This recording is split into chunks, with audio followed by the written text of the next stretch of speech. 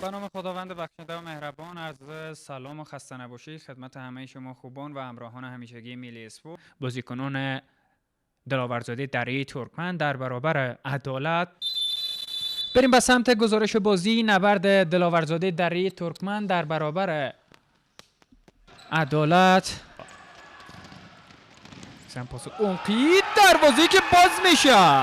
قد خوب دید نصرت حسینی و برخوردی هم داشت مهدی محسنی با زاکر حسین عبداللهی. محمدی توپ رو با یه عالی میرن که یک ضد حمله کندوسری را طراحی بکنن. موقعیت و گل دوم برای دلاورزاده دره ترکمن. رد هم که تشنه گلزنی است، فقط به توپ اشاره داد تا گل دوم دلاورزاده دره ترکمن به ارمغان بیاید. ارتباط خوب. حالا باقر علیزاده رو ببینیم که تا کجا آمده. پایان بازی در نیمه اول.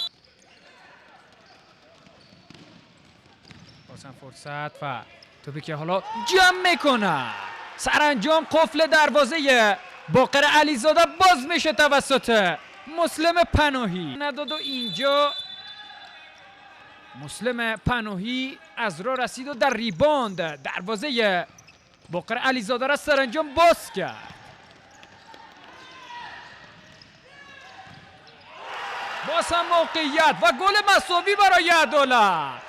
در عرض 15 ثانیه دو بار دروازه دلاورزاده دره ترکمن را باز میکنه سفید پوشان زمین. حالا یخ بازی شکسته شد.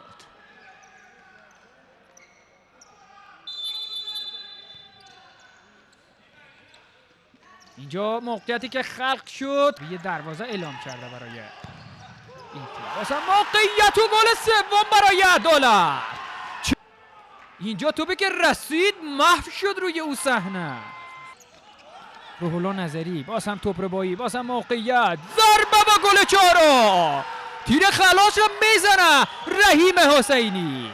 گلزنی کرده. بله، هتریک کامل میشه و در برابر صدرنشین رقابت ها علی اکبر خلیل بازیکن چپ پای عدالت همتیمی خودش تغییر جناح بازی. باز هم فرصت دارن بازیکنان عدالت و باز هم موقعیت و گل پنجم برای عدالت. چه بلایی روی سر دلاورزاده دره ترکمن آمده در نیمه دوم و گل پنجم هم به ثمر رسید. کاپیتان عبدالمجید اخلاقی. دو تیم مشخص هست که عدالت انگیزه گرفته، ولی در سمت دیگر دلاورزاده دره ترکمن انگیزش از دست داده در بازی نیمه دوم. علی اکبر خلیل بازیکنی که 3 گل در برابر باقر علیزاده و حالا گل ششم برای عدالت. دره ترکمن حرفی برای گفتن نداشته. ضربه قدرتمند و سرکش علی اکبر خلیل در ریباند هم توپی که به این شکل سجاد صفدری تبدیل به گل کرد. امیر حسنی رو به عقب با عباس جعفری. مجددا امیر حسنی نباید اشتباه بکنه. فرصت برای بازیکنان دره ترکمن و گل سوم. گل سوم برای دلاورزاده دره ترکمن که با درد تیم فوتسال دره ترکمن میخوره. باز هم گل چهارم. در ظرف 10 ثانیه 2 گل وارد دروازه عدالت میشه. صحنه تکرار رو با هم مرور بکنیم. بله، مرتضی صادق زاده گل چهارم را به ثمر رساند تا دروازه‌بان دوم دلاورزاده دره ترکمن و گل پنجم برای این تیم.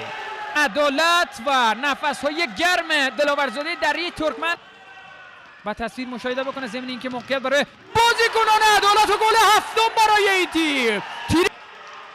هرچی توپ آمده این دروازه ها هضم کرده. توپ بازی گذاشته بود و حالا مرتضی صادق زاده و رسم بازی پاورپلی پیراهن پاورپلی رو برتن کرده. موقعیت برای بازیکنان عدالت و حالا گل ششم برای دره ترکمن. چه بازی شده این بازی. عدالت و دلاورزاده دره ترکمن. توپی که به خود عباس جعفری برخورد میکنه.